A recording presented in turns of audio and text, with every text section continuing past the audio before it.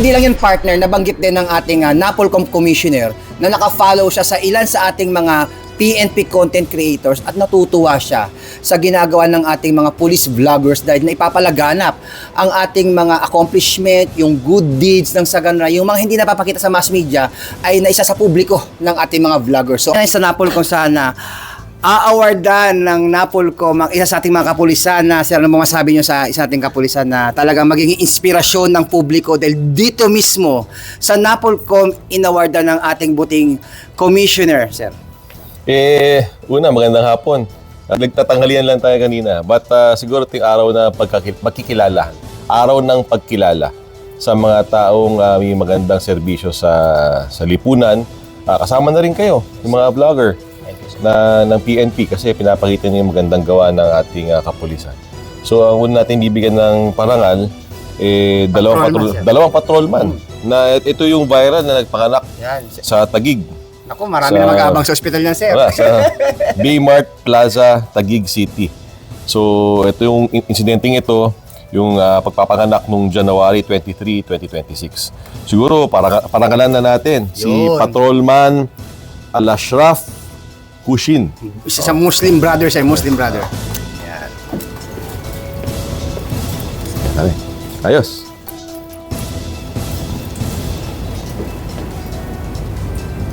Congratulations, ha? Thank you.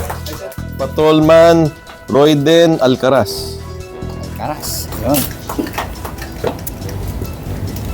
Ayos, ha? May kaliwa, may sa kanan, may sa gitna. Ayan. Kailangan. One, two. Congratulations, ha? Congratulations. Picture kayong dalawa, sir. Dalawa. Ito na. Dito sa camera, ready, one, two. Ayos, congratulations. Tuloy nyo lang. Ngayon naman, totoo naman, gusto kong magpasalamat. Normally, kayong mga content creator, ito, banding tayo dito. Normally, binabalita nyo yung nakikita sa labas. Pero ngayon naman, kayo naman dapat parangalan. Yan, mga content creators natin siya sa PNP. Kasi totoo niyan, kailangan talaga makita ng taong bayan yung trabaho ng pulis. Hindi naiintindihan ng karamihan ng ordinaryong mamamayan kung gaano kahirap maging pulis. Sabi ko nga, at paulit-ulit ako, anak ako ng pulis. Nanay, tatay ko, pulis. Kasama niyo ako. At ramdam ko na kailangan pa nating ipaintindi at ipakita kung ano ang buhay ng isang pulis, yung ordinaryong araw niya, at ipakita sa tao yung magagandang gawi na ginagawa ng ating kapulisan. So, bilang pagkilala sa inyong serbisyo, sa ginagawa nyo na sa araw-araw, na ilang taon nyo nang pinaglalaanan ng inyong effort para ipakita yung magandang gawa ng pulis, minarapat ng NAPOLCOM na bigyan kayo ng pagkilala. So, simpleng tanghalian at simpleng commendation para sa inyo. Isa-isahin ko na, mga content creators ng PNP, maraming salamat sa inyo. Ano pa rin? In no particular order, Police Corporal Alan M. De La Peña Jr. Ayos. Ito, huwag naman magagalit ang ating ibang content creator. Huwag naman sana. Huwag na kayo magtampo sa akin. Pero meron talaga akong isang favorite lalong-lalo na nung nagsisimula pa siya, noon pa ako sumusubaybay. Ang pangalan nito Police Corporal Angelo Borlongan. Malapit sa akin yung storyang ito kasi galing sa hirap yung kwento Hindi naman ako kasing yung paghihirap ni Yong ay sobra-sobra naman. Hindi naman ako tumira sa sementeryo. Pero naintindihan ko yung manggaling sa wala. Naintindihan ko yun.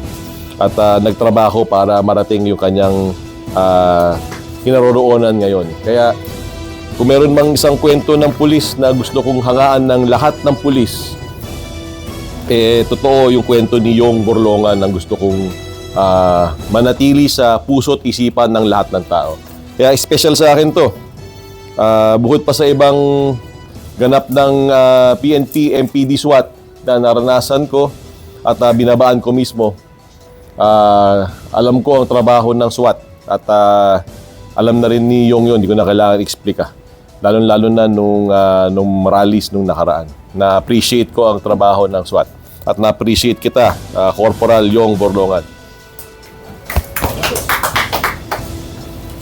Tara. Tabat.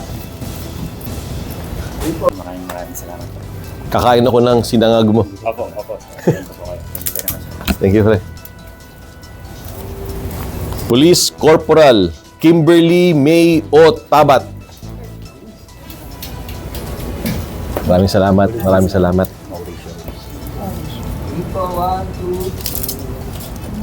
Thank you. Thank you.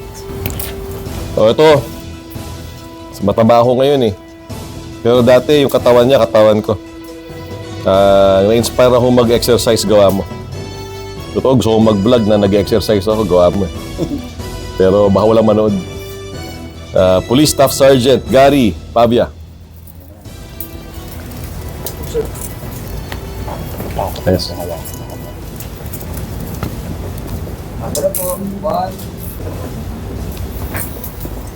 Police Master Sergeant Solomon Gabon Batalier. Right. Tingin sa camera. 1, 2. Police Master Sergeant Froilan Castillo. Ito yung mga aso mo. Yes, sir. Bilang dog lover, maraming salamat sa mga content mo. Ready po. 1, 2. Police Captain John Clark Lorilla.